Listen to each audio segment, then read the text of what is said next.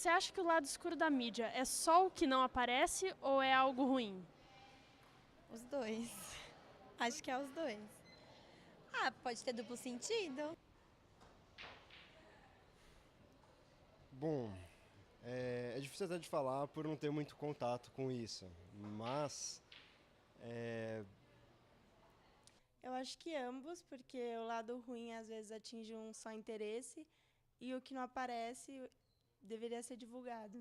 Eu acho que o lado escuro da mídia é a parte que eles escondem, na verdade. É o que eles deixam de mostrar por questão de interesse mesmo, governamental, das empresas.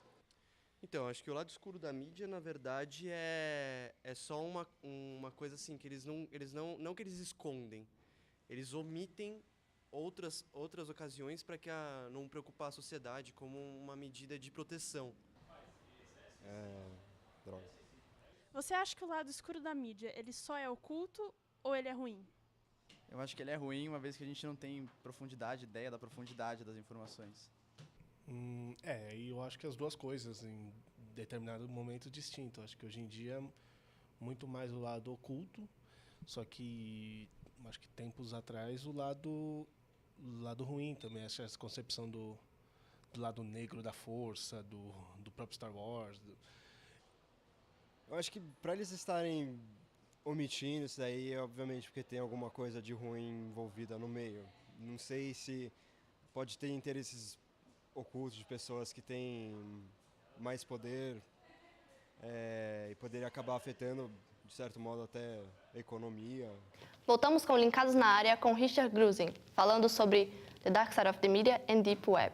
So Richard, as you said before, some ex-CIA agents revealed details of United States surveillance programs. This is one of the many sides of the deep web, right? How do you analyze it? I think that there are a number of different ways that one could analyze what's been going on. I think it's important in some ways to recognize or to be clear about exactly what is being archived or what kind of surveillance is happening. When you listen to the Obama administration's spokesman talk about, they go on television and talk on the news show about what they've done, what the spokesmen say is, we are not listening to your phone calls. We are not reading your email. And they're very careful to say that, to say specifically, we're not listening in on your phone calls, we're not reading your email. And technically, actually, that's true.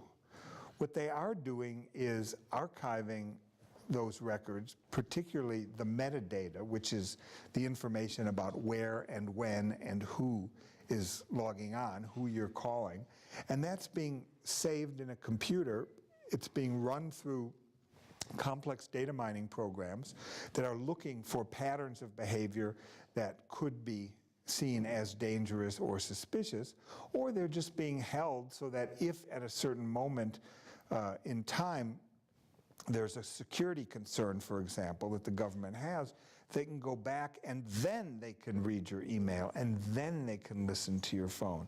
So one way to analyze what's been going on is that while it's absolutely true and crucial to realize that the government has been doing this and that we as users need to be aware that they've been doing this, it's also the case that they're literally not reading every message or listening to every phone call because there are millions, billions of these happening really hourly, and so it would be impossible for them to do that. Yeah. So that's what makes it a kind of interesting situation. The dark side there is in the potential of taking this information that hasn't yet been read and using it to punish your enemies, to pursue people who you might have differences with, things like that. People whose opinions disagree with yours, who challenge the government. That's where this can be turned into, I think, the kind of Darth Vader dark side. All right, and there are many views on the dark side of the media and deep web all over the world. Do these concepts change from country to country, or they're all the same anywhere? Yeah, well, that's a really good question. I think that we recognize generally, I think we've learned over the past century or so that cultural values are different, and that culture is in many respects relative, that what is seen to be positive in one culture might be negative in another culture. People behave differently. In Brazil, people talk with their hands, people are very emotional, there's a lot of touching. In the United States, people would be uncomfortable if someone you didn't know very well came up and gave you a kiss and a hug or, patted. And so we know that culture is very different and has been different for a long time. Now, the internet is really an interesting example because the internet is transnational and transcultural. You have people using it using the same programs, for example, in different ways. So my Facebook feed has many Brazilian friends.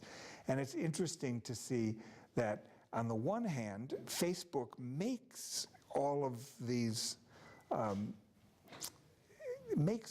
interactions the same. That is, whether you're in Brazil or in Vietnam or in the United States or wherever you might be in Germany, if you post a status update on Facebook, immediately you get a comment box pops up, and you have the opportunity to like or to share and so forth. And this happens across culture.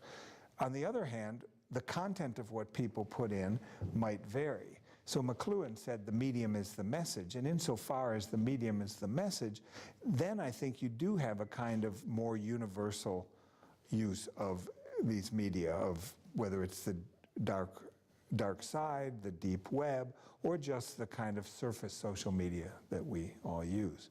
So I think it's that both are at play. I think in the structure of the media, they're fairly similar, but in the different ways people use the media, they can be different from culture to culture. Estamos no Linkados na área e já voltamos com Richard Grusin.